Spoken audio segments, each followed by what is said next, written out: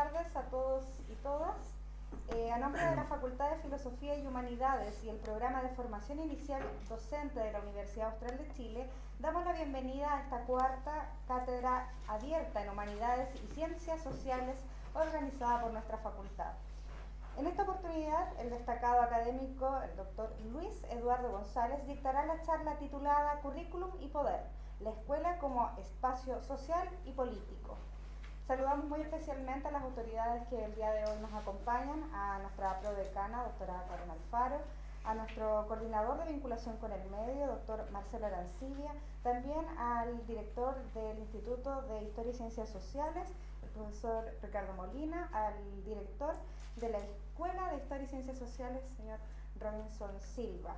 Para dar inicio a esta cuarta cátedra abierta, vamos a solicitarle al académico del Instituto de Historia y Ciencias Sociales, el profesor Juan Pablo Venables, a presentar a nuestro invitado el día de hoy. Muchas gracias, Carolina. Bueno, es para mí un agrado presentar en esta cuarta cátedra al doctor Luis Eduardo González, que nos acompaña bien en el Programa Interdisciplinario de Investigación en Educación, el PIE, para todos los que trabajamos en el tema educativo, un espacio con una larga trayectoria.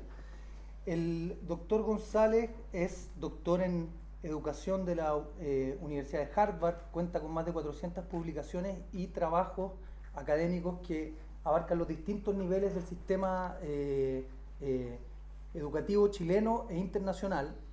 Entre ellos tiene más de 60 libros, 98 capítulos de libros y 60 artículos en revistas indexadas.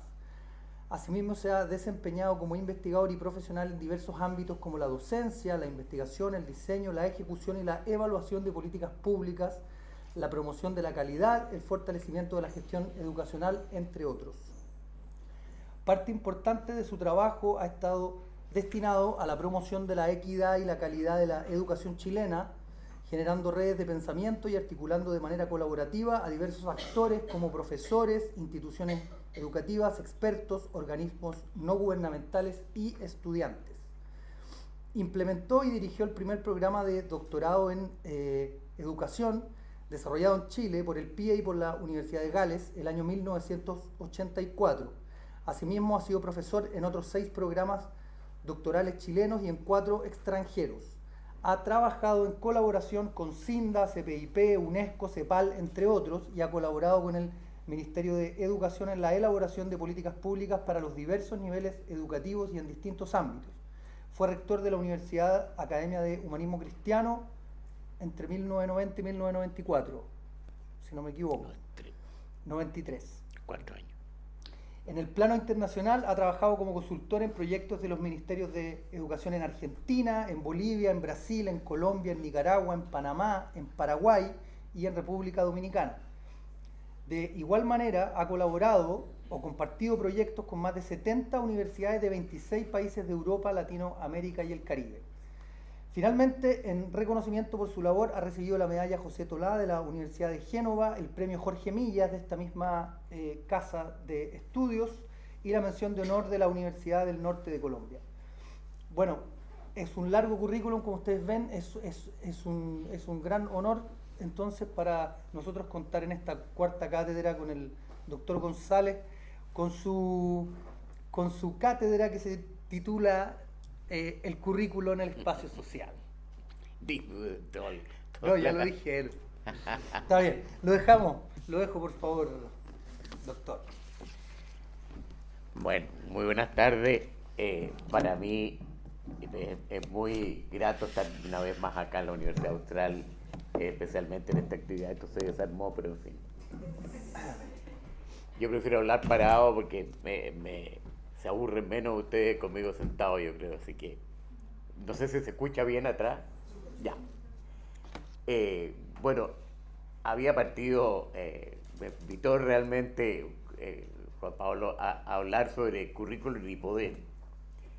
Y yo empecé a meterme en el tema de currículum y poder y empecé a mirar y tenía que trabajar un año en leer todo lo que había tanto sobre el currículum como sobre poder. en currículum algo me manejo, pero en términos de poder venir aquí a hablarle a gente del área de ciencias sociales y sociología en especial sobre el poder es bastante complicado para mí. Entonces me voy a soslayar hablando sobre esta relación entre el currículum y la realidad social. Voy a hacer un esquema de transparencia, una suerte de cascada, así. Y bueno, podemos parar en cualquier momento y si sale alguna pregunta y si sale algún tema que sea de más interés, nos quedamos en eso. Bueno, perdón, organicé la presentación en cuatro capítulos. Primero, un concepto de currículum, una cosa muy breve. Segundo, el tema de cómo se planifica sobre la base de esta concepción de currículum.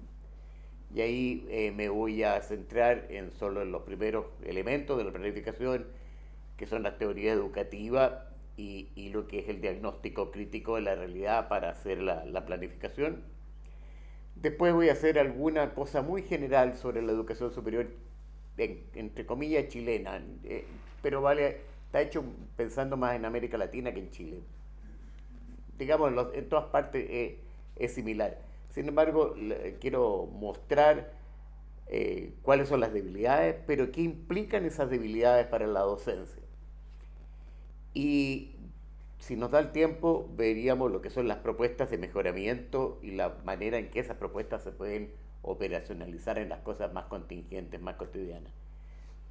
Esa es la propuesta que les hago, y como les digo, está más centrado en el currículum y en la relación, por supuesto, del currículum con la sociedad y con las demandas sociales, pero y directamente estoy tocando el tema del poder que conceptualmente es una cuestión bastante más compleja de analizar. Bueno, vamos al concepto del currículum. El concepto del currículum hay que entender que es una palabra, un término polisémico, en donde hay muchos significados, muchas interpretaciones, y voy a definirlo pensando en esto que está en rojo ahí. Currículum es la forma de transferir, de seleccionar y transferir cultura. O sea, al hacer currículum uno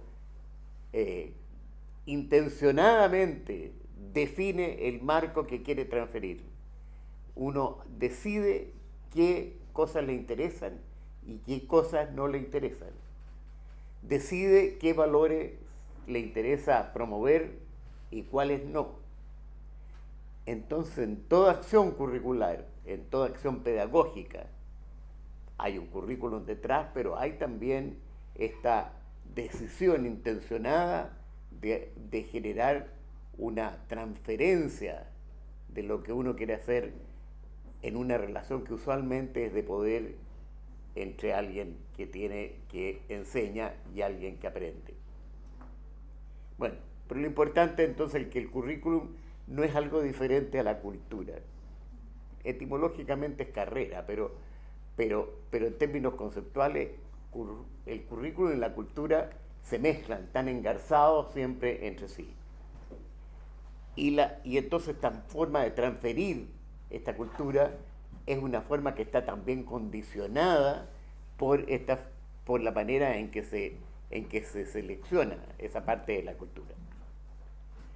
Bueno, por tanto, el currículum no es algo que pertenece a la escuela.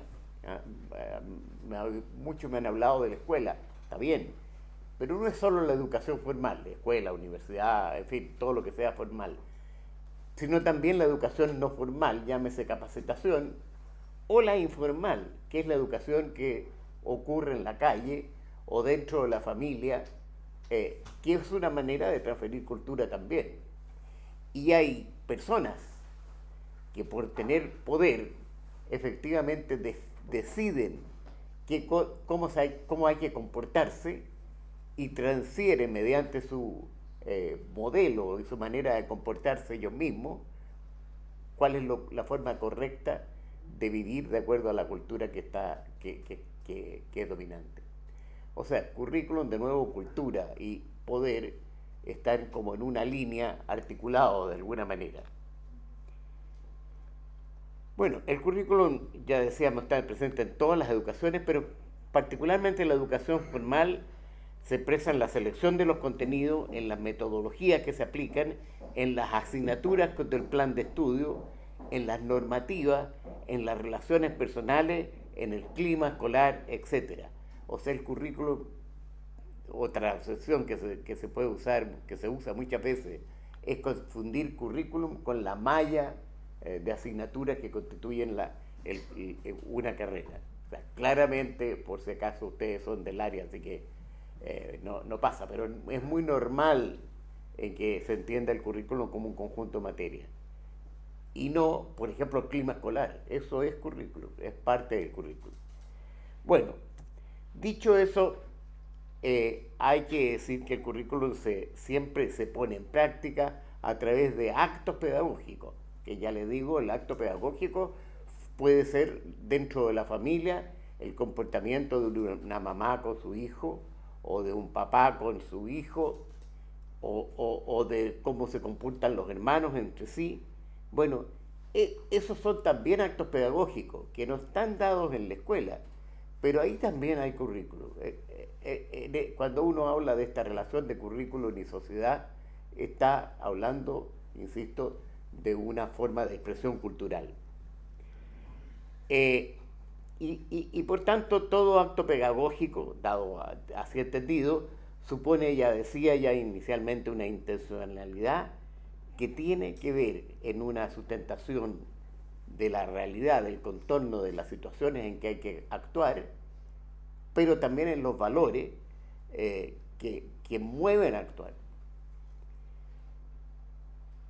Dicho eso, obviamente va a haber diferentes entonces maneras de actuar y va a haber entonces diferentes maneras, diferentes valores que sustentan esos valores, de esa manera de actuar. Entonces tampoco hay un currículum, sino que hay muchas expresiones de distintas formas de currículum que se expresan tanto en aspectos teóricos como en la práctica pedagógica.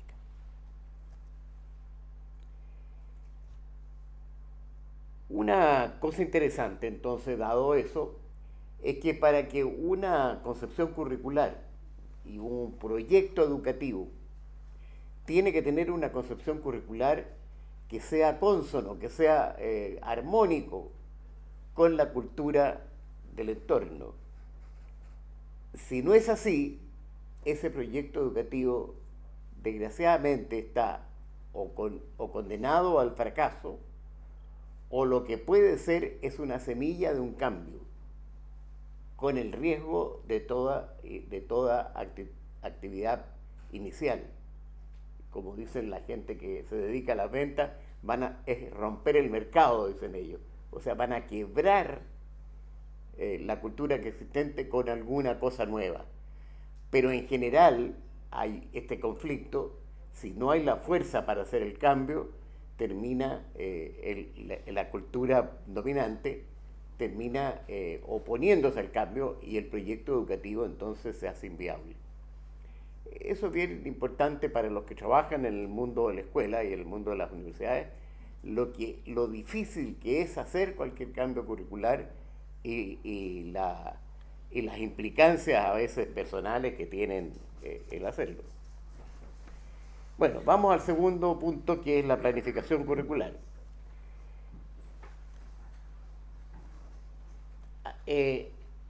Ahí hay un esquema de la planificación, de cualquier planificación en realidad, pero lo interesante de esta planificación curricular es que hay dos ejes, no son ejes, son pilares. Esos dos aspectos son lo de las concepciones valóricas, de las concepciones curriculares que sustentan el proyecto, y lo que ocurre en el entorno y que define las condiciones en que se va a aplicar este proyecto educativo, este proyecto de intervención educativa. Entonces, primero, definidos los valores que rigen, definidos las necesidades que van que van a realmente satisfacer, ya es posible hacer un perfil de egreso, determinar el plan de estudio, definir las asignaturas o las actividades académicas que correspondan, definir las metodologías y definir las estrategias para evaluar, y todo eso de nuevo vuelve arriba mediante un proceso de retroalimentación, porque tanto los valores como la realidad es algo dinámico que está cambiando. Entonces, a lo que quiero llegar es que en todo proyecto educativo, estoy hablando de educación formal obviamente aquí, en todo proyecto educativo existe este circuito, y muchas veces hay algunos aspectos, especialmente este que está con verde, que no se considera sustantivamente y se soslaya con las consecuencias a veces de que los perfiles de egreso no tienen mucho que ver con la intencionalidad del cambio deseado. Bueno, no vamos a hablar de planificación, no es el tema hoy día, pero sí de lo que viene en términos de la... ¿Qué pasó? Me pasó aquí. Sí, porque puso fin y se fue hacia la última. Vamos para allá.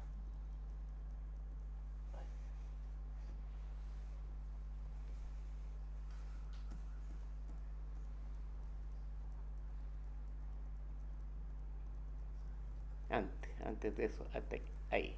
Ya, vamos ahí. Ahí sí que estamos. Entonces, lo que yo quiero hacer es una mirada rápida para decirle, mire, estas concepciones curriculares no son únicas, sino que están sujetas a distintas teorías, son expresiones de distintas teorías educativas. En la reunión que tuvimos con los exalumnos, ayer trabajamos bastante más profundamente en este tema. Hoy día espero dar solo una visión muy general, pero lo importante es saber dónde se ubica en la planificación curricular, la planificación de un nuevo proyecto educativo, esta intencionalidad valórica, que es lo que rige, lo que corresponde, sí. ¿No? Ahí está. Bueno, entonces lo que planteo es que podrían haber muchas clasificaciones de currículum, pero una posibilidad son estas que le estoy mostrando, el que haya una teorías educativas que pueden ser algunas centradas en los resultados y otras centradas en los procesos. Esa es una manera de clasificar cualquiera de las teorías educativas que deben haber, que hay muchas, pero algunas se centran en resultados, en lo que se quiere como producto de un acto educativo, y los que se centran más bien en los procesos para llegar a cualquier resultado. Vamos a ver ejemplos. Y otro eje es el que está dado por el objeto del cambio, que pueden ser las personas o pueden ser los cambios culturales, es decir, cambios de la sociedad en su conjunto. Algunos lo que dicen, yo quiero que cada individuo cambie, y otros dicen, mire, no voy a trabajar con cada individuo, sino que voy a tratar de incidir a través de mi acción educativa en la sociedad en su conjunto. Esas caracterizaciones dan origen a estas 4 posibilidades, que son 4 tipos de cambios de 4 tipos de concepciones curriculares. En algún momento yo trabajé con esto y con modelos de desarrollo, y lo que traté de hacer fue de hacer coincidir, y no sé, siempre nunca son estas cosas como en matemática que calzan las cosas perfectas unas con otras, pero ciertamente a cada una de estas concepciones curriculares les corresponde modelos económicos asociados. Podemos dar ejemplos de países, tal vez lo más simple en algún momento. Bueno,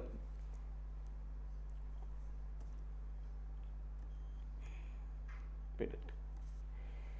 Bueno, vamos al primer modelo. Voy a ir simplemente leyendo lo que está aquí en forma muy rápida.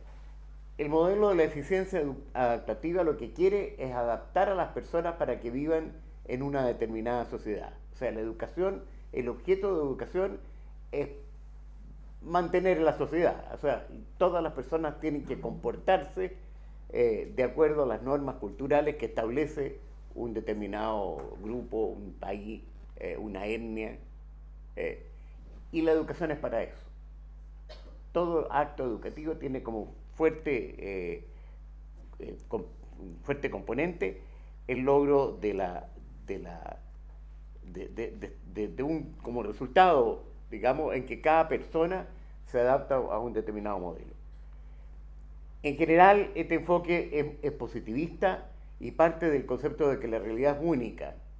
Y entonces, por supuesto, el profesor o el que enseña es una persona que conoce la realidad y como es única, no tiene contrapeso. Es lo que dice él o ella como profesor, es la verdad porque la realidad es única. Entonces, si conoce la realidad y la domina, lo que transmite él como enseñante es indiscutible. Y aparece todas las aproximaciones pedagógicas, directivas, en fin, todo lo que se conoce. Y por lo más que se usa.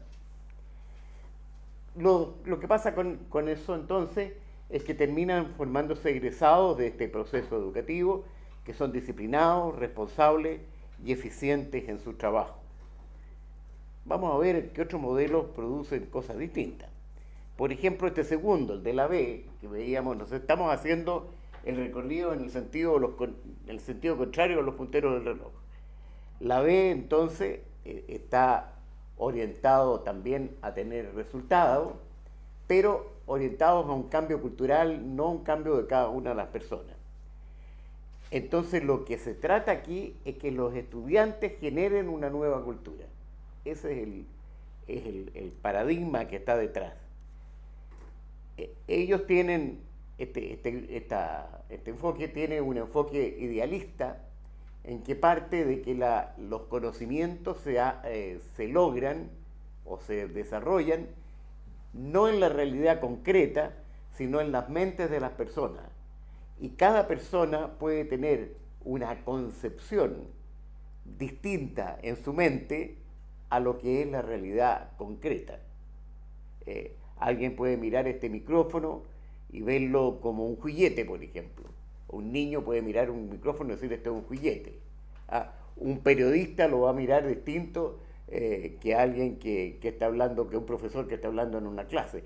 O sea, el micrófono no es cualquier cosa que todos homogénea para todos, sino que la concepción, la manera, el entorno, la experiencia de que cada uno lo visualiza y lo internaliza, depende de lo que es cada persona. Entonces el aprendizaje hacia la verdad se construye porque muchas personas ven un objeto de estudio, no necesariamente una cosa tan contingente como eso, lo ven de distintas maneras y la discusión y todo lo que es el enriquecimiento con diversas posturas es lo que va generando un conocimiento consensuado y eso es lo que y así avanza la ciencia, digamos. Bueno, por tanto, el aprendizaje colectivo, el modelaje y el liderazgo, en este caso del profesor, es fundamental. Los egresados de este modelo van a ser aptos para el trabajo en equipo, van a ser en general, pueden pretender a tener cargos de liderazgo, a ejercer funciones de liderazgo y un compromiso social justamente para ir generando proyectos y ideas, modelos, etc. La tercera, la participativa social, que es la que está en este cuarto cuadrante de abajo, no les interesan los resultados. Miren lo que estoy diciendo. No les interesan los resultados, sino que les interesan los procesos. Para ellos, los procesos es lo fundamental. Y entonces lo que dicen la educación es para preparar a las personas para cualquier cambio. para que puedan enfrentar una realidad cambiante y ellos mismos interactúen con esa realidad y la ayuden a cambiar. Entonces ellos tienen lo que se podría hacer, se conoce como un enfoque fenomenologista que está centrado fundamentalmente en esta idea de que la realidad se puede cambiar y que se puede intervenir y que se puede interactuar con la propia realidad. Pero la realidad ya no se es solo de nivel intelectual o nivel concreto, objetivo, sino que la realidad se logra aprehender mediante una interacción entre el sujeto que aprende y los objetos de aprendizaje. Y a través de esa interacción entonces se genera no solo un intercambio entre la persona que aprende y la realidad, sino que se genera una realidad distinta a la original. Entonces, lo que dicen ellos es que la realidad está cambiando en la medida que hay una interacción entre las personas y el objeto de aprendizaje. Pero no solo eso, sino que respecto a este micrófono, por poner un ejemplo de nuevo, los que están en esta línea dicen, no, mire, aquí no solo hay un micrófono, aquí hay un conjunto de técnicos que hicieron posible esto. Hay un fenómeno físico acústico, hay una tienda donde se venden micrófonos y alguien lo compró. Entonces el micrófono no es una cosa solo física, sino que es un conjunto de procesos que también forman parte de esa realidad. Bueno, dicho eso, todo esto, por Dios, yo estoy haciendo una simplificación, esto es un curso de currículum de 1 año, entonces, o de 2 años tal vez. Yo estoy haciendo sobre simplificaciones para no aburrir tanto.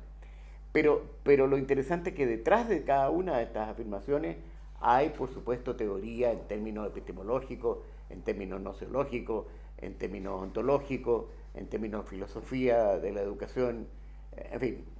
Eso es lo que se puede justificar cada una de estas cosas. Bueno, los egresados son de esta tendencia, son resolvedores de problemas, generan proyectos, y sobre todo proyectos de índole social. En términos de por ejemplo, ejemplos de educadores en esta línea, un típico ejemplo es el de Paulo Freire. Paulo Freire genera conocimiento en esta forma interactiva con la realidad.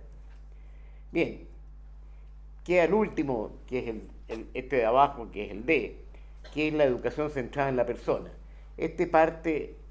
Son existencialistas, parten del concepto de que cada ser humano es único en el universo. Entonces, no importa la escuela, no importa los cambios de los grupos, lo que importa es que el profesor ayude, o el educador ayude a que cada niño, cada ser con quien le toca interactuar, logre tener entonces un desarrollo pleno de sus propias capacidades. Les voy a dar un ejemplo que ustedes seguramente conocen, muchos de ustedes, el Summerkill, por ejemplo, en donde lo que importa es que la escuela enseñe a los niños a ser felices, o que la escuela le permita a cada uno desarrollar en tal manera sus capacidades que si alguien, por ejemplo, juega tenis o es bueno para tocar piano, lo importante es que la escuela lo perfeccione y le logre que él sea el mejor pianista del mundo, y no que enseñe matemática o que aprenda matemática o no. Es una lógica distinta que se sale, por supuesto, de los modelos convencionales. Pero hay muchos colegios que sí funcionan con eso. Todos los colegios de Summerkill, por ejemplo. En este caso, el rol de profesor es un rol, entonces, tutorial.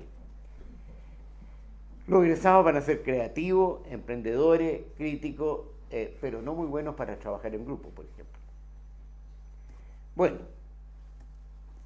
dicho eso, uno puede decir entonces que las concepciones curriculares nunca existen en uno o en otro cuadrante como están ahí en los 4 colores, sino son como el gris que está al medio, que tienen un poco de cada uno, pero están más cargadas. Por ejemplo, este proyecto estaría más cargada a este cuadrante que está ahí con el verde. Más que meternos en los distintos cuadrantes o las distintas teorías que estoy mostrando, lo importante para que nos entendamos es esta idea que cuando uno hace un proyecto educativo, 2 ideas. La primera es que siempre hay un trasfondo valórico, que está dado por la cultura, o está en consonancia con la cultura, y por tanto está articulado con la sociedad. No existe distancia entre currículum y sociedad. Y segundo, esta idea de que hay opciones, por tanto, distintas. Y cuando se habla de calidad de la docencia, la calidad, lo que puede ser bueno para estos que están aquí, puede ser pésimo para estos que están acá. Esa es la lógica de lo que está atrás de esto. Bueno, vamos al segundo pilar, que es la idea del diagnóstico prospectivo y crítico de la realidad. Y ahí no me voy a dar, no voy a entrar a más detalle, sino esta idea de que hay hoy día nuevos escenarios y por tanto nuevas demandas para la educación. Y me voy a centrar básicamente en la educación superior, que es donde yo trabajo principalmente. Y hay 6 o 7 cambios sustantivos que implican cambios importantes en las demandas educativas. Por lo menos esos 6 que están ahí: el productivo laboral, el científico tecnológico, el de la información y conocimiento, el cultural, el demográfico poblacional y el de las personas y sus valores. Estos 6 escenarios, estos cambios de estos escenarios, a mi juicio, condicionan el comportamiento de los primero, condicionan los proyectos educativos y, por supuesto, condicionan los comportamientos curriculares que están asociados. Y vamos a dar una pequeña síntesis, vamos a ir viendo muy rápidamente lo que es cada uno de ellos. El primero es la idea de que la organización del trabajo y todo lo que es el mundo laboral hoy día ha cambiado. Ha cambiado en el sentido de que la parte tecnológica y todo lo que es la relación entre las típicas funciones dentro de una empresa, mini empresa o gran empresa, que era la del ejecutivo, el que determina la política y el que está en la cosa operativa, hoy día están bastante más achatadas, y entonces hay un intercambio entre ellos distinto. Entonces, ya todos, no solo el grupo de élite, está condicionado como formación técnica o requiere como formación técnica que tenga capacidad emprendedora y que tenga autonomía para tomar decisiones. El operador que tiene una máquina como el gerente de la empresa. Miren lo que significa eso en términos de la función y del rol del currículum y de la escuela. Bueno, la otra cosa es el término del trabajo rutinario y la reducción de los puestos de trabajo, lo que implica, a mi juicio, especialmente para los profesionales, una capacidad para generar nuevas opciones de trabajo y generar opciones de trabajo independientes. Entonces, también el trabajo en el sector formal de la economía hoy día está sufriendo un cambio sustantivo. La otra cosa es que hay un paso del trabajo interactivo y grupal, que es lo que se ha dicho, que hay que trabajar en equipo, qué sé yo, al trabajo en red, que es una cosa un poco más sofisticada que el trabajo en equipo. En el trabajo en red es un grupo de nodos, que son personas usualmente, que terminan interactuando conectados en función de un objetivo. y se cae un nodo y se cae el sistema. Entonces la responsabilidad o la interacción o la relación de un grupo de personas que está en una empresa o en un trabajo o en un objetivo simplemente tiene que tener esta capacidad de trabajar responsablemente, pero en interacción, que no es solo trabajo en equipo, es probablemente transdisciplinario, es decir, en donde las disciplinas no solo interactúan, sino que pasan a ser una concatenada, pasan a ser una interacción, digamos, que las obliga a actuar en conjunto. Toda esa relación, si ustedes miran los currículos escolares, los currículos de las universidades, ninguna de estas cosas que están aquí, algunas un poco más, se tocan. Entonces uno habla de los currículos de los cuadraditos con asignatura, pero pocas de estas cosas se tocan de verdad. Se habla mucho de que hay que hacerlas. Bueno, simple en la misma línea de lo productivo laboral, está la idea desde el trabajo virtual, que hoy día tampoco hay cosas fundamentales como la administración del tiempo, por ejemplo. Nadie les enseña a los jóvenes que están estudiando a manejar su tiempo. Si hay trabajo virtual, eso es una cosa fundamental. Después todo el tema de la globalización tampoco se toca en los currículos de la escuela. Hay un poquitito de interés ahora por la internacionalización, que es algo distinto. La globalización significa generar proyectos conjuntos en red de carácter internacional, global, más allá de lo que es una interacción formal, digamos, de carta o de compra-venta de productos.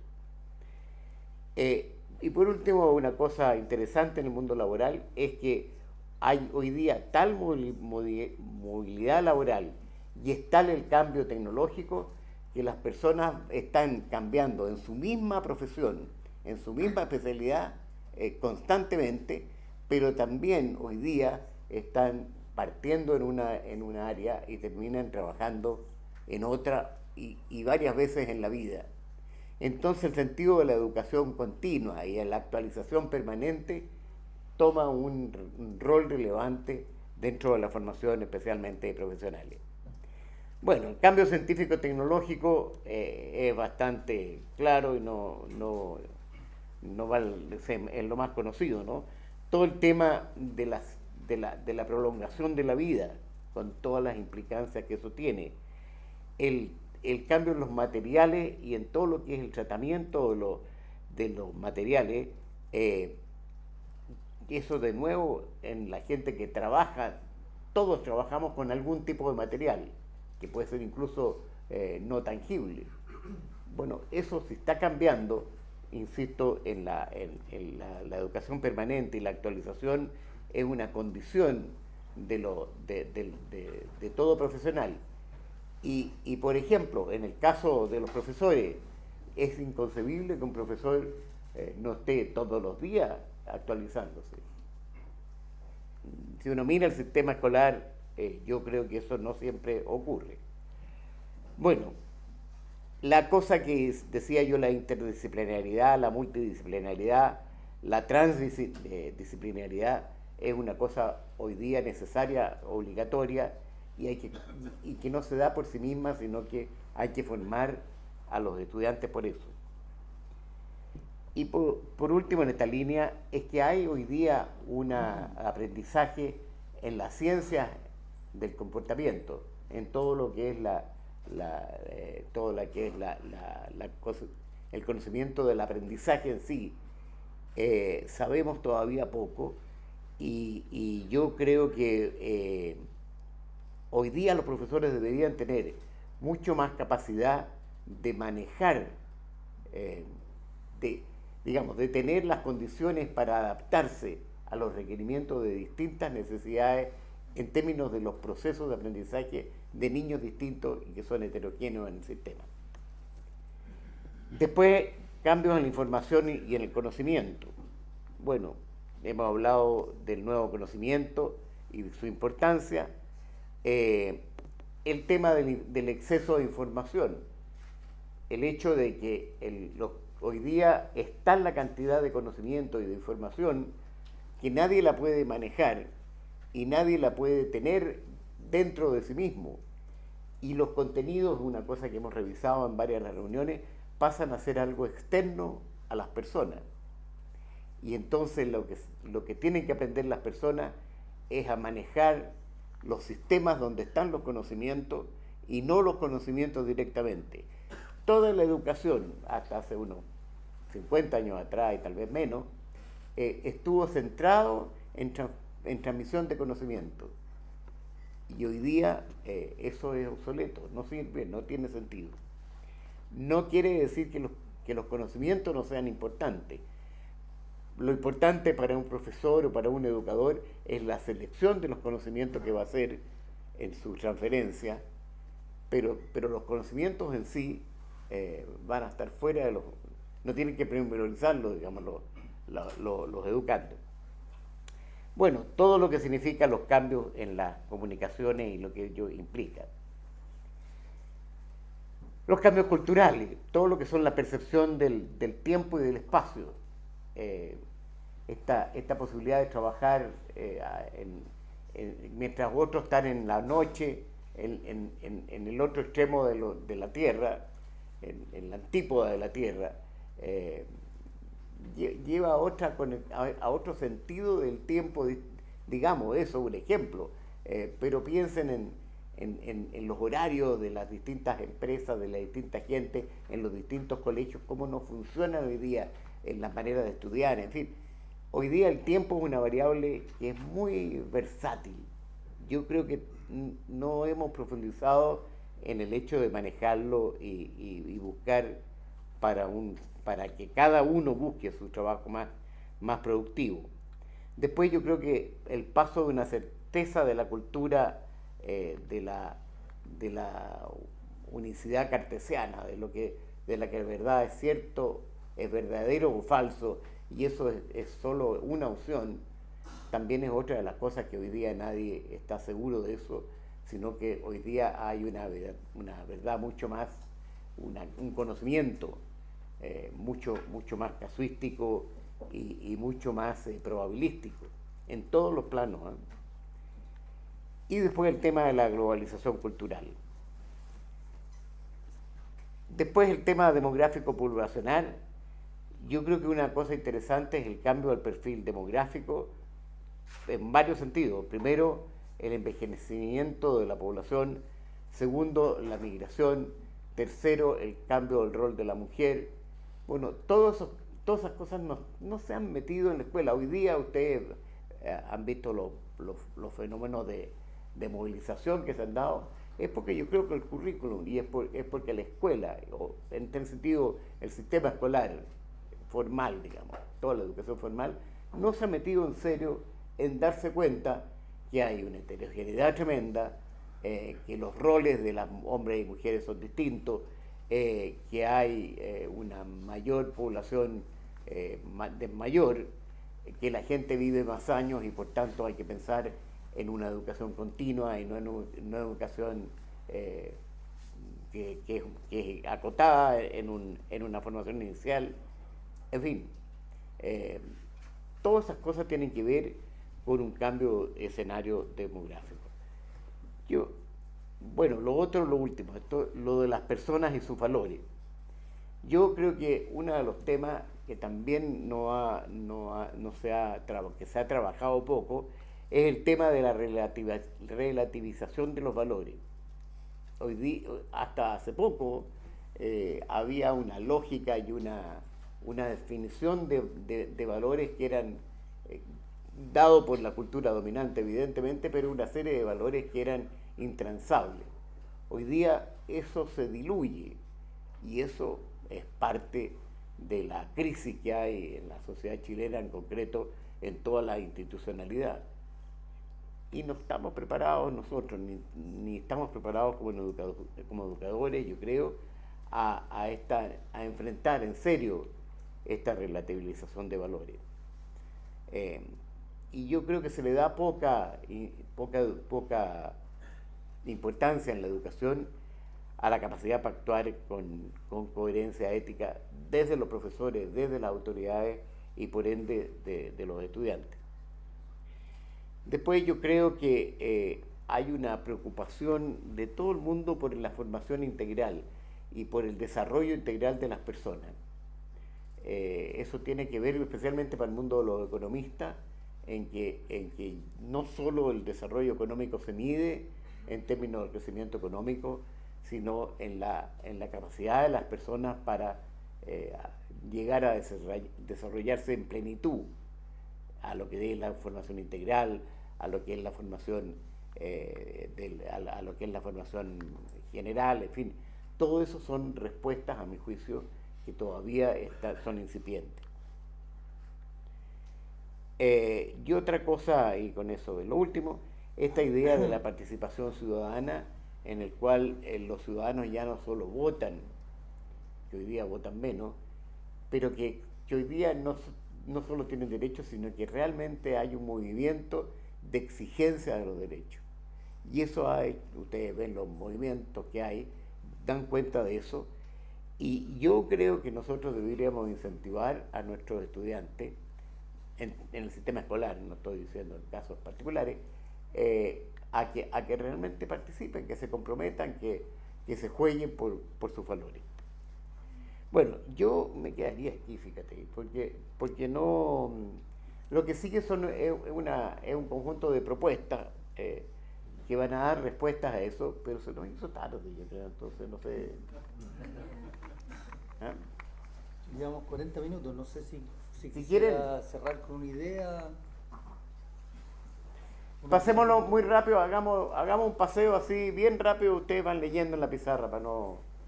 Ya. Lo que yo veo en la educación chilena son lo que está en la primera columna, eso es lo que pasa en general, estos son los problemas y estos son las implicancias.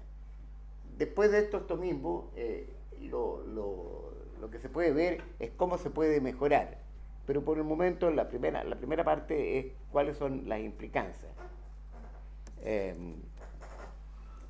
Yo creo que lo más corto. ¿Alcanzan a leer? Sí. Entonces eso es lo más rápido. Yo estoy aquí.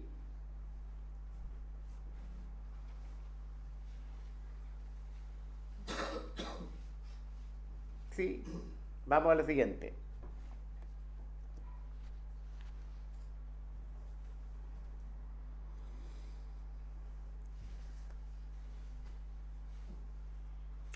Está pensado para la educación superior básicamente esto, ¿eh?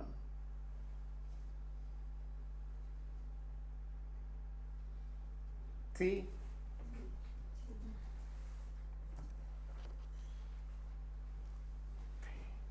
Esto tal vez vale la pena pararse un poquitito. El modelo tradicional de universidades estuvo dado siempre por esta universidad que era una entidad pública de servicio al público, asociado normalmente al Estado-Nación, ¿no? Al Estado que en algún momento era el imperio o la iglesia. Acuérdense, las universidades, prácticamente todas las de Europa por lo menos, están formadas dentro del seno de la iglesia católica, y la anglicana en otro caso de Gran Bretaña. Pero entonces la universidad era una institución de servicio público. Si uno mira hoy día la universidad, y sobre todo con esta comercialización de la educación, las universidades es una institución que presta servicio a intereses concretos, a personas que piden cosas, a estudiantes que piden un título, a empresas que piden una investigación. Hay toda una lógica de universidad de servicio a personas u organizaciones determinadas, más que esta consecuencia de concebir la universidad como una entidad que hace ciencia, que presta servicio a todo el mundo, que los médicos están en los hospitales, los médicos profesores están en los hospitales en forma gratuita, que los estudiantes salen a terreno, a los estudiantes de ingeniería salen a terreno a resolver problemas de la realidad contingente. En fin, esa universidad de servicio se transformó en esta universidad autofinanciada que presta, que es contractual frente a demandas específicas. Me quedo aquí, obviamente creo que es un punto que no es menor. Hay un modelo de universidad distinto. Me parece que está algunas cosas que está más ahí está. Y eso tiene que ver con algo que vimos relacionado así con el poder, que es el cambio del rol del Estado en el caso de la universidad. Y aquí en la primera línea está la universidad tradicional, y en la línea de abajo está esta nueva universidad que hoy día está prevaleciendo en el sistema. El foco de desarrollo, el foco de atención se cambió. Y eso obviamente, por todo lo que hemos dicho, no es un cambio en el currículum y no es un cambio institucional. Es un cambio en la sociedad que ha implicado que la manera que el proyecto educativo de las universidades o de las instituciones sea efectivamente viable. Las universidades, si no reciben plata del Estado, tienen que cobrar y hacer proyectos, y los investigadores, si no le dan plata en investigar, tienen que hacer proyectos, escribir papers que les den remuneraciones, en fin. Hay toda una lógica diría yo, de comercialización, de comercialización de todo el sistema. Y eso tiene que ver con esta, yo creo, con una forma en que se han desarrollado las relaciones dentro de la sociedad chilena o de América Latina o del mundo occidental. Eso no era así hace 50 años atrás. No era cuando se creó esta universidad.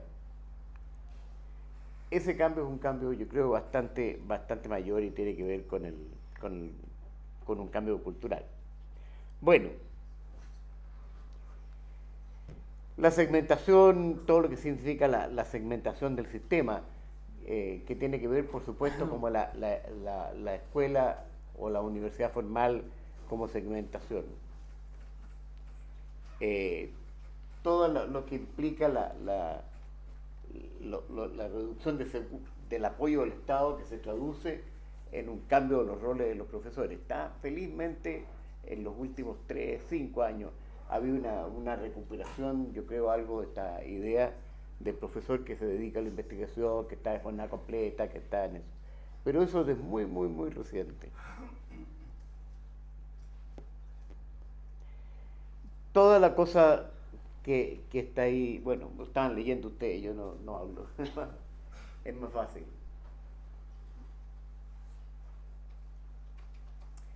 Esto sigue.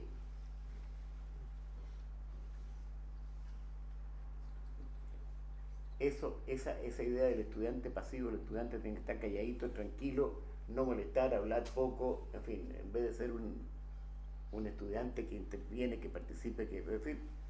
Y por eso que los estudiantes no vienen a clase, está bien, tienen derecho. Y un desprecio, creo yo, también por los intereses de los estudiantes. Bueno, la cosa está bien, eso también.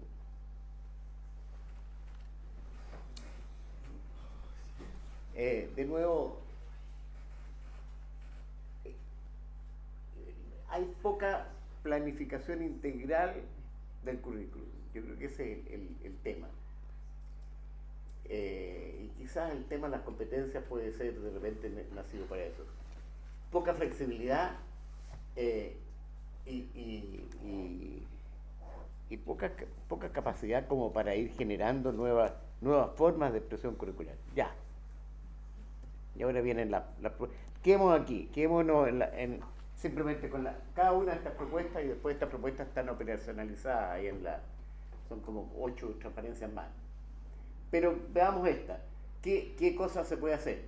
Yo creo que hay que seguir incrementando la cobertura, pero mejorando la articulación entre los distintos niveles, y a lo mejor hay que revisar los niveles. Yo creo que una de las cosas que nosotros con Cinda, está Nana aquí, hemos trabajado justamente en articular y en revisar si no hay que hacer salidas intermedias, si no hay que diversificar los niveles, en fin, hay un tema menor. La segunda es mantener la calidad, pero para una oferta diversa.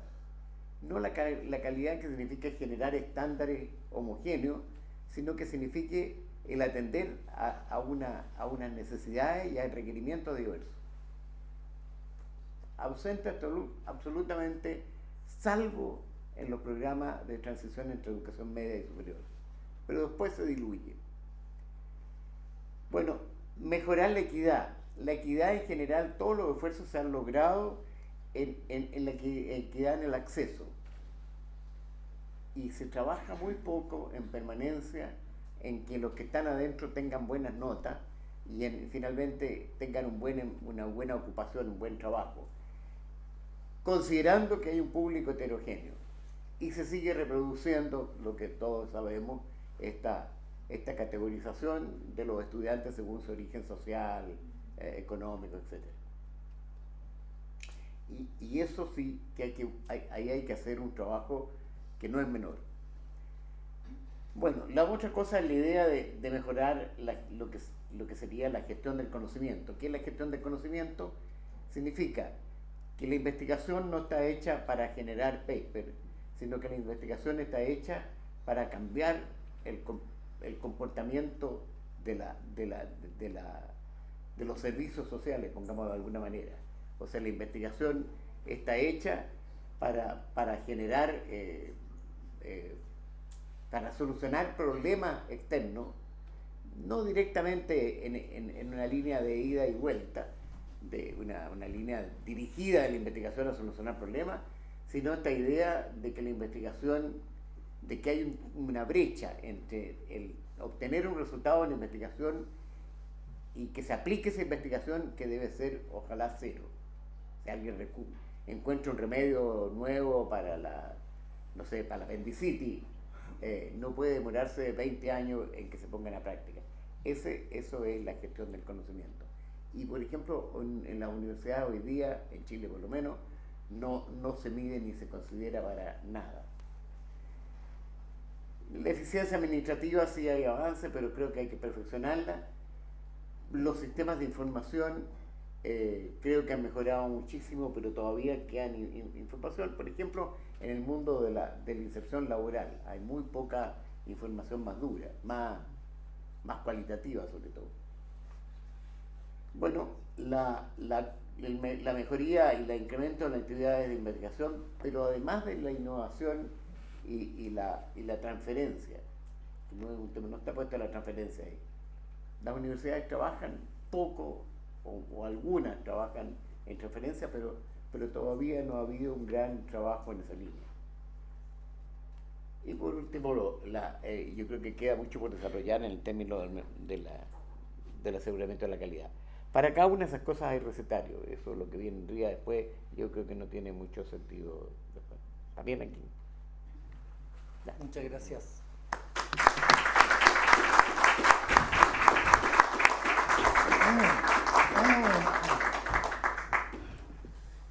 Bueno, vamos a abrir un espacio para hacer algunas preguntas. A mí me gustaría partir haciendo algunos comentarios cortos, simplemente para ver si es que ayuda también a ciertas preguntas.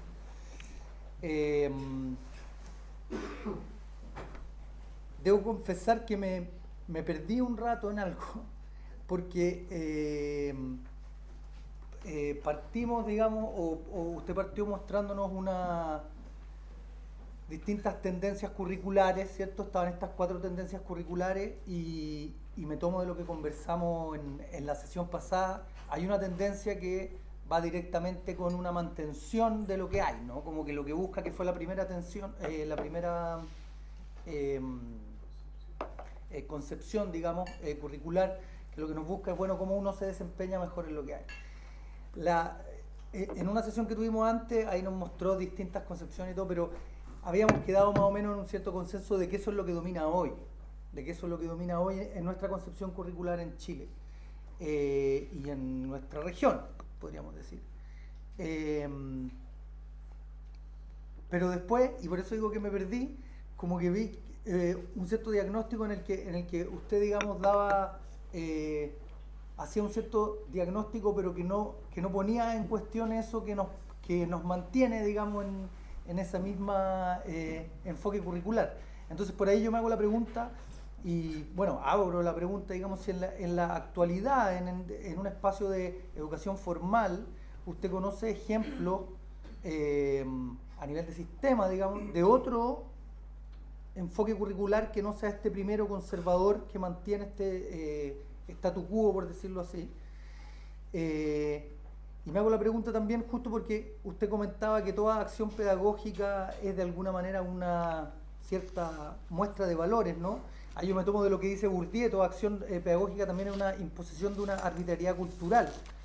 Y si eso está dentro de esta concepción curricular número 1, lo que estamos haciendo, ¿cierto?, es desarrollar acciones pedagógicas que lo que nos hacen es reproducir ese statu quo. Yo diría, por lo menos desde mi perspectiva, que cualquier acción pedagógica también tiene siempre un cierto componente emancipatorio, y por ahí yo diría que eso también explica que haya transformación y haya cambio.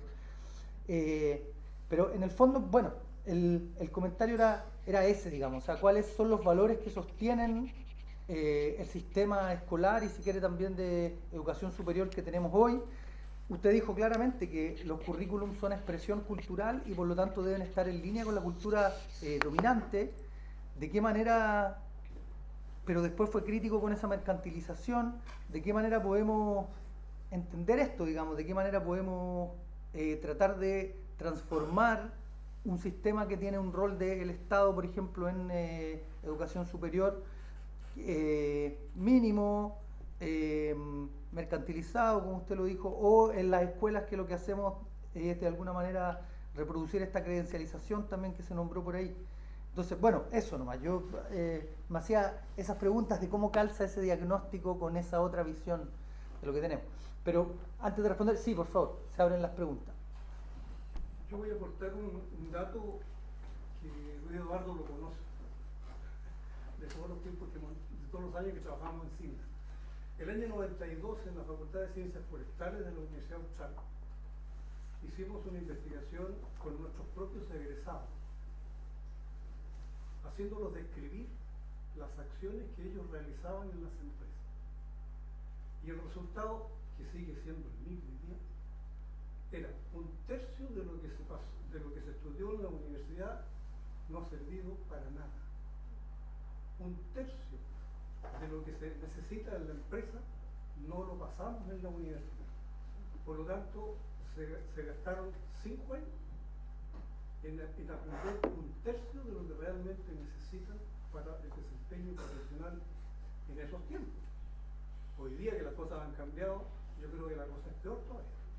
Ahora, si ustedes van a la Facultad de Ciencias Forestales hoy día, está donde mismo, no ha cambiado en nada. Muchas gracias. Quiero hacer como algunos comentarios. Igual yo quedé un poco extrañado con la charla. Me costó mucho encontrarle el orden. No es una crítica, un comentario.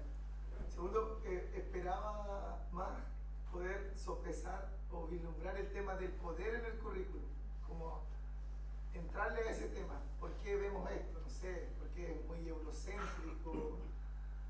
Y también, con la misma palabra que usted ocupó, el hecho de desasociar el currículum del sentido común, imperante, cultural, llamémoslo como sea. ¿Cómo podemos hacer ese cambio? ¿Dónde vamos a tener que buscar las conexiones? Si en lo popular, en lo histórico. O sea, ¿de dónde vamos a empezar a cambiar esta cultura que está siendo nociva? Y yo creo que aquí todos debemos coincidir en eso. Entonces como que, no sé, me costó encontrar el hilo conductor y el final.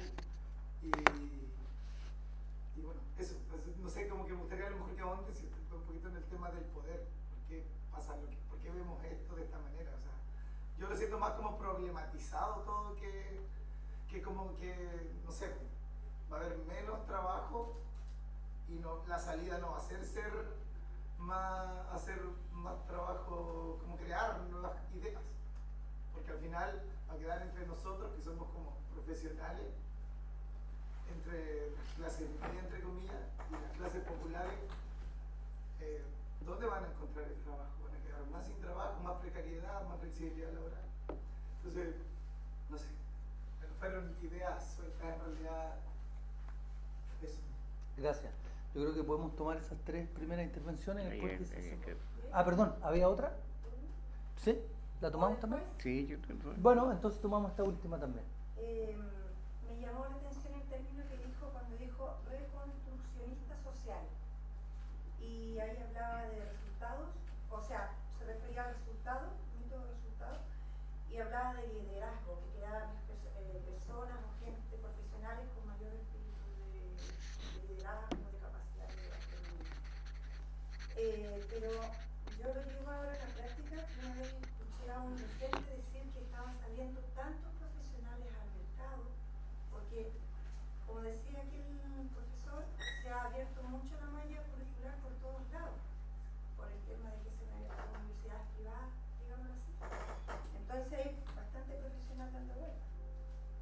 Y lo asocié con lo que dice él, este concepto de reconstruccionista, porque lo que pienso que si vamos a reconstruir el sistema, o pensamos reconstruir un poquito el modelo de educación, ¿cómo lo asociamos con los valores existentes y el currículum social que tenemos actualmente? Porque como él dijo, los profesores debieran todos los días actualizarse, pero es algo que no está ocurriendo en la práctica por lo que yo veo. Gracias. Muchas gracias. Tomamos estas palabras y podemos seguir más. Mira, a ver, recojo los comentarios y los asumo. Efectivamente, no hice un análisis acotado de la situación de la educación superior en América Latina o en Chile, partiendo de un análisis, partiendo del esquema de los modelos curriculares.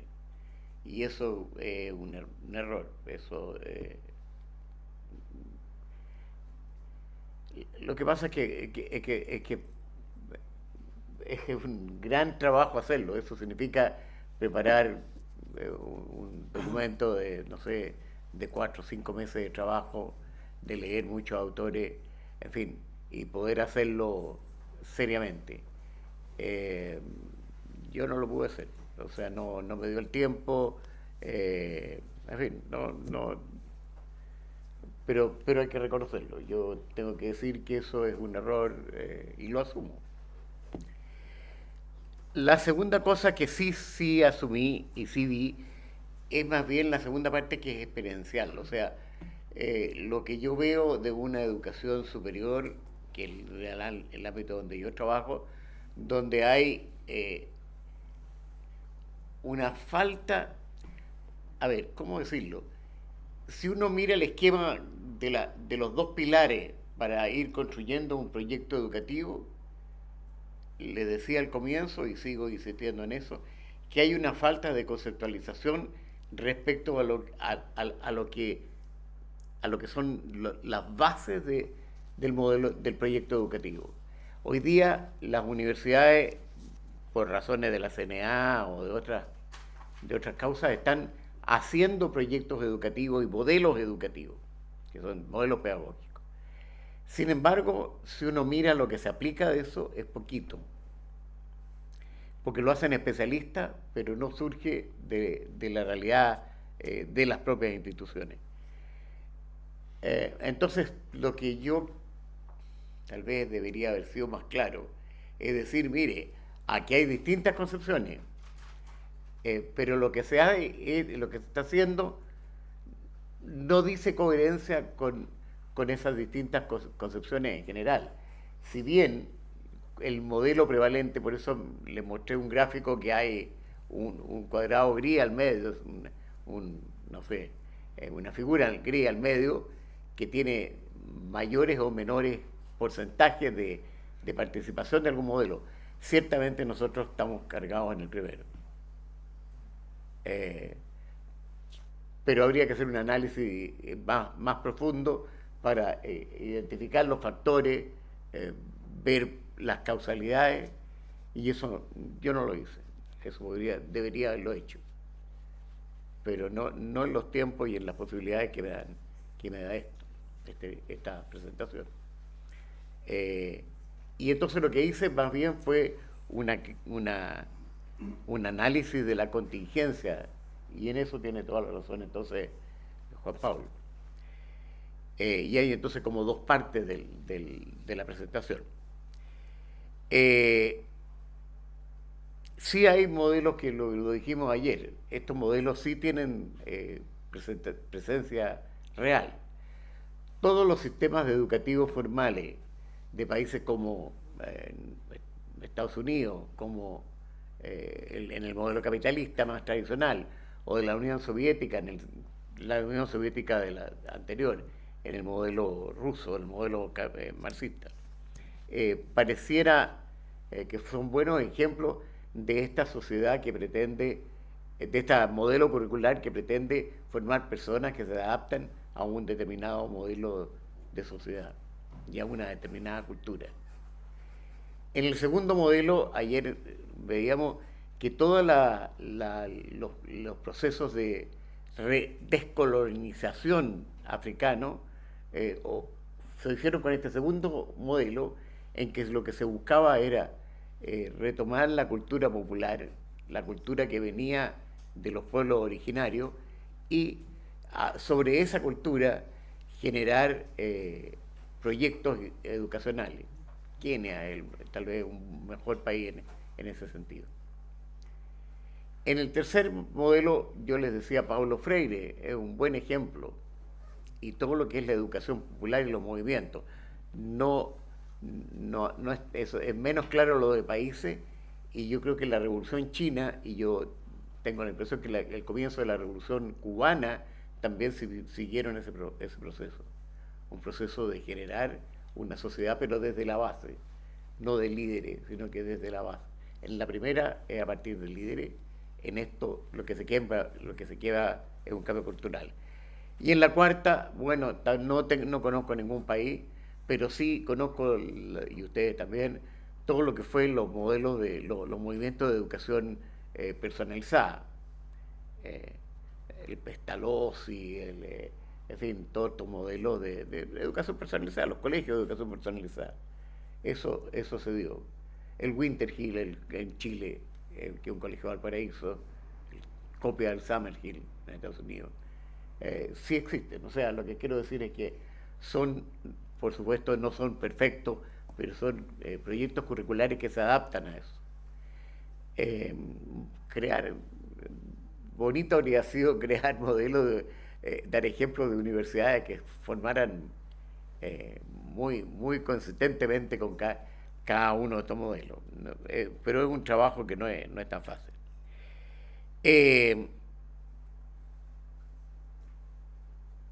Las cosas del poder, que tienes toda la razón. Yo no fui capaz de meterme en el tema teórico del poder. Yo vengo al mundo de las ciencias duras. A mí meterme en un tema complejo como el tema del poder me toma mucho tiempo.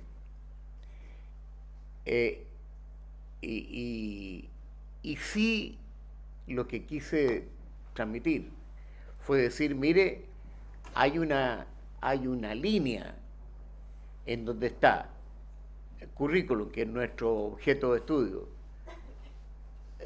sociedad, cultura y poder, o al revés, currículum, cultura, sociedad, organización social, Estado, poder. Esa línea yo sí traté de hacérsela ver a ustedes. No tomé el tema teórico del poder.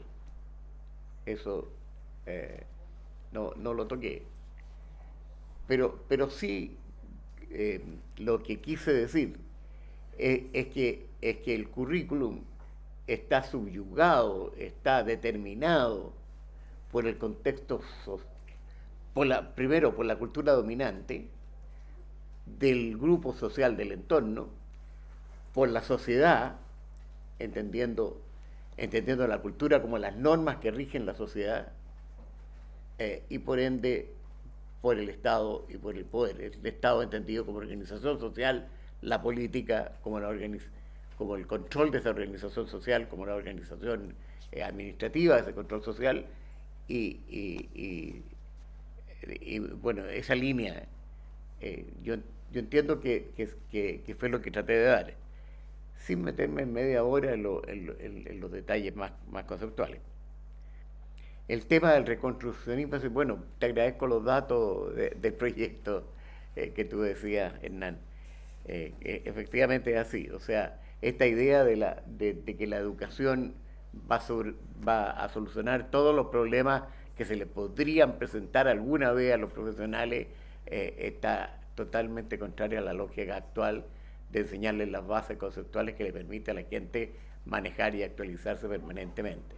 Y por tanto, las carreras no duran 5 años, sino que duran toda la vida. Y la lógica de un diseño curricular tiene que ser una lógica basada en la reactualización. Y por último, la idea de reconstruccionismo social es un nombre de fantasía. La idea es que es del cambio social basado en un cambio cultural. O sea, que el objeto de la educación son las culturas, no las personas, y que eso se pretende que tiene como fin la educación el generar un cambio en la cultura. El cambio de ser dependiente del Imperio Británico a ser países autónomos que recuperaron su propia cultura originaria, eso es lo que se da en este modelo que se puede llamar reconstruccionista social, porque es construir una cultura, digamos, pero el nombre es un nombre de fantasía. No sé si está claro eso. No sé si alguien más quisiera... Sí, tenemos una intervención. Carolina. Sí, yo solo un comentario respecto de la investigación que se citó acá, que tiene que ver con pedirle a la educación o a un currículum o a un programa de estudio utilidad, ¿sí? O solo pedirle saberes útiles. Creo que evidentemente un currículum o un programa tiene que estar ligado, digamos, con el área, por supuesto, profesional, pero considero que la reducción a una evaluación, por así decirlo, de un programa o de un currículum para que les vaya a servir, viene también, es un riesgo, o sea, viene a mostrar un riesgo de que se reproduzcan en la educación ciertos elementos que hacen que los seres humanos o los sujetos a educar, digamos, formen parte de un engranaje y que en el fondo reproduzcan ciertos roles que están asignados por un poder, que es un poder curricular. Y entonces, si pensamos que habría que enseñar solo para que sirva algo, entonces tendríamos que dejar, por ejemplo, el arte fuera, por ejemplo, tendríamos que dejar a la filosofía fuera, a las humanidades en general. Entiendo yo que todo, y también creo que es riesgoso, que todos elementos que pueden no ser considerados como útiles se reducen a ciertas capacidades, por ejemplo el pensamiento crítico, por ejemplo, no sé, la reflexión, etc. Yo creo que, y ahí estoy de acuerdo con el profesor, en que lo que hace falta efectivamente en el ámbito educativo y pensar de, por ejemplo, una planificación curricular, es cómo vamos a transmitir de alguna manera una ética social, una ética que permita construir una moral identitaria, que va más allá de la utilidad. Lo digo ¿por qué? Porque yo, disculpen la autorreferencia, pero yo enseño ética en la universidad y a distintas carreras. Y lo que se llama, lo más llamado ética profesional. ¿Sí?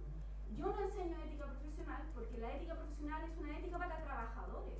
Es una ética que precisamente enajena más que emancipa. Hace obedecer. Les va a hacer, y ni siquiera eso tiene un significado a los estudiantes para que les sirva. Ni siquiera eso. Quizás sirve para cumplir con los programas.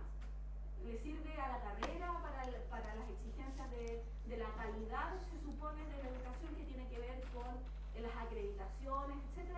Pero en el fondo, lo que yo tendría que enseñar es una ética de empresa o de profesiones que en principio es totalmente enajenante. Entonces, yo creo que el desafío también es un poco poner una reflexión, un punto de partida que tiene que ver con afirmar que un currículum es una decisión ético-política y que desde ahí se tendrían que armar ciertos elementos que permitan cumplir esos principios y valores ético-políticos. Y lo que a mí me da la impresión que en Chile, no sé mucho, pero he estado vinculada con algunos procesos curriculares, se pretende, desde la ciencia de la educación, se pretende no asumir un punto de partida ético-político, se pretende que no se asume, pero realmente lo están asumiendo en nombre de una especie de neutralidad educativa, donde no se pueden casar, digamos, con ciertos principios y valores éticos y políticos. Entonces, digo que eso hace, por ejemplo, voy a insistir en esta neutralidad. Bueno, enseñamos ética como si la ética no tuviera consecuencias políticas, ¿sí? O sea, si yo les enseño a mis estudiantes ética profesional, estoy enseñándoles a obedecer, a cumplir la ley, a cumplir el código, independiente de las condiciones laborales que ellos tienen. Bueno, eso era mi comentario. Soy profesora de filosofía, así que la utilidad y la inutilidad... ¿Quieren que conteste de una vez, cortito, no? Sí, claro, damos una Ya. última. Es que ¿hay otra pregunta? hay una última palabra y después Ya. cerramos entonces con Primero, el doctor primero una González. aclaración. Lo que nosotros hicimos fue la determinación de las competencias profesionales.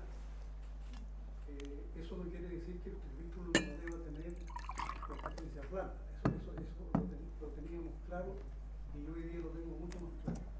Pero hay otra circunstancia que yo creo que a cualquiera debiera llamarle la atención y parece que no le llama la atención. Porque la descripción que hace Luis Eduardo del desempeño profesional hoy día, yo no la entiendo cuando veo que las salas de clase son igual que las del siglo pasado. Lo único que se ha modernizado son los muebles, pero los estudiantes están todos sentados delante de un patriarca que ilumina al resto. Y eso me hace recordar algo que nos enseñó un médico, el doctor Cristofanini, cuando él decía: si yo escucho, se me olvida; si leo, lo recuerdo; si lo hago, lo aprendo. A eso lo digo. Y hoy día, si ustedes miran una sala de clases, yo las miro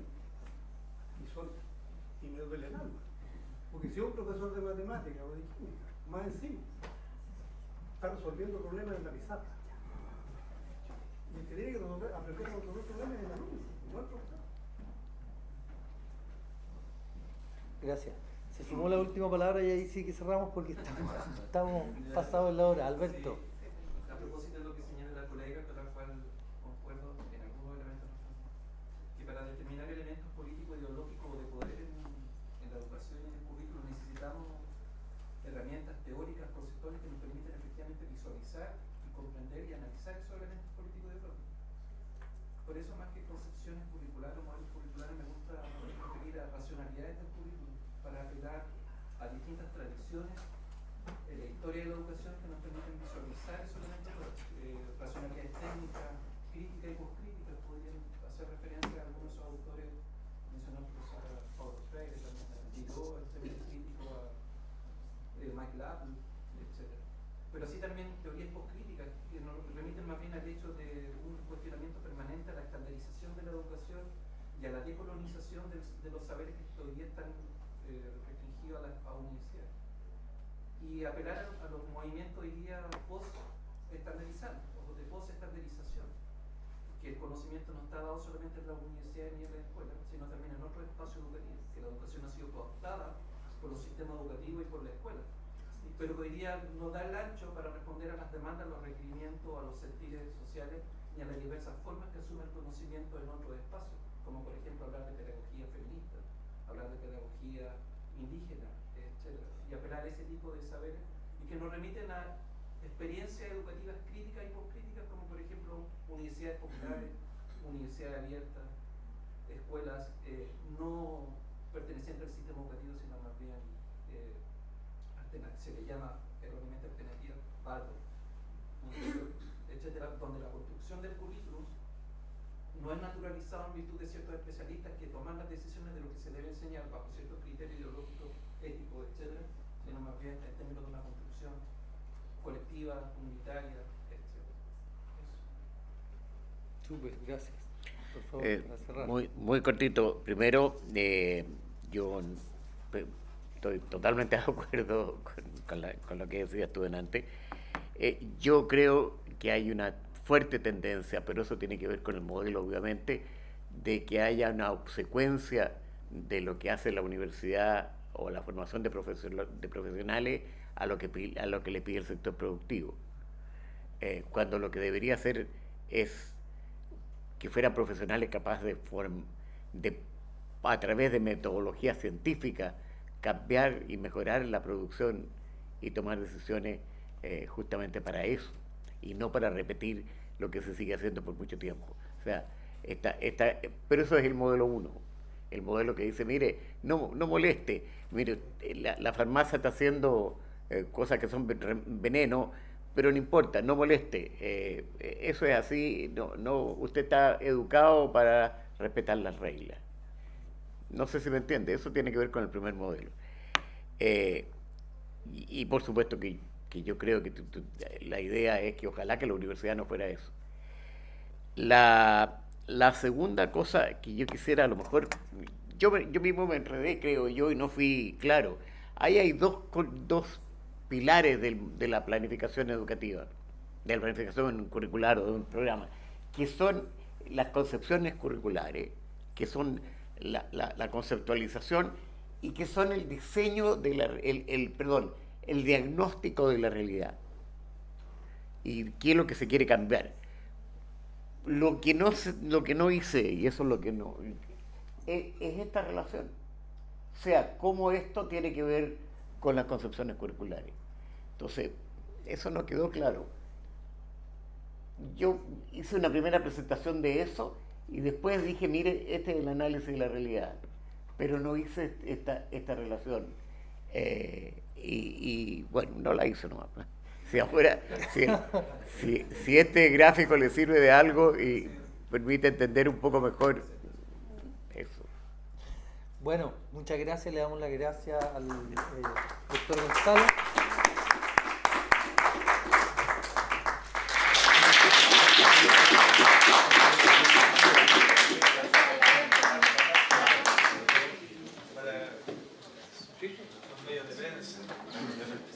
Para no quedar más alto ahí.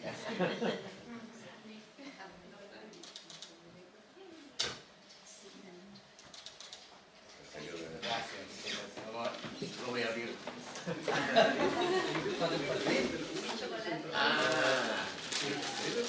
Me imagino, ¿no?